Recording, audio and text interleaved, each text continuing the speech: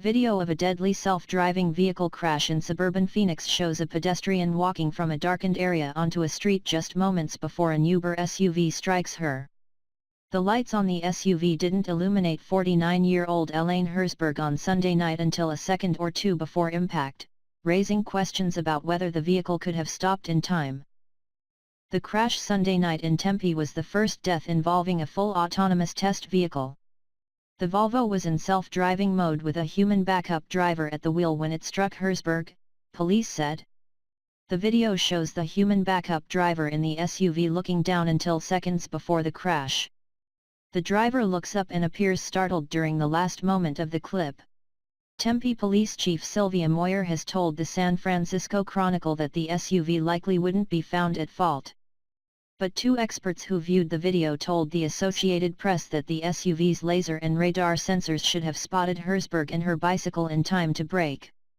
The victim did not come out of nowhere. She's moving on a dark road, but it's an open road, so LiDAR, laser, and radar should have detected and classified her as a human, said Bryant Walker Smith, a University of South Carolina law professor who studies autonomous vehicles. Smith said the video may not show the complete picture, but this is strongly suggestive of multiple failures of Uber and its system, its automated system, and its safety drive. Sam Abuelsmaid, an analyst for Navigant Research who also follows autonomous vehicles, said laser and radar systems can see in the dark much better than humans or cameras and that Herzberg was well within the range. It absolutely should have been able to pick her up, he said. From what I see in the video it sure looks like the car is at fault, not the pedestrian. Smith said that from what he observed on the video, the Uber driver appears to be relying too much on the self-driving system by not looking up at the road. The safety driver is clearly relying on the fact that the car is driving itself. It's the old adage that if everyone is responsible no one is responsible, Smith said. This is everything gone wrong that these systems, if responsibly implemented, are supposed to prevent. The experts were unsure if the test vehicle was equipped with a video monitor that the backup driver may have been viewing.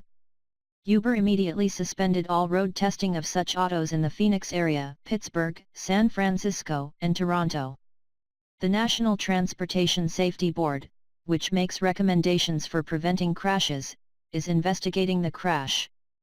An Uber spokeswoman, reached Wednesday night by email, did not answer specific questions about the video or the expert observations. The video is disturbing and heartbreaking to watch, and our thoughts continue to be with Elaine's loved ones.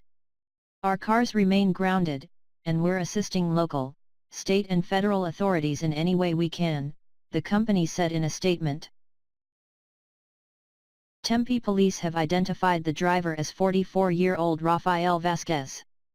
Court records show someone with the same name and birth date as Vasquez spent more than 4 years in prison for 2 felony convictions for making false statements when obtaining unemployment benefits and attempted armed robbery before starting work as an Uber driver. Tempe Police and the National Transportation Safety Board declined to say whether the Vasquez who was involved in the fatal crash is the same Vasquez who has 2 criminal convictions.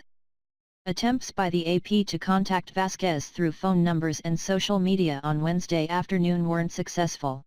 Local media have identified the driver as Rafaela Vasquez. Authorities would not explain the discrepancy. The fatality has raised questions about whether Uber is doing enough to screen its drivers. Uber said Vasquez met the company's vetting requirements.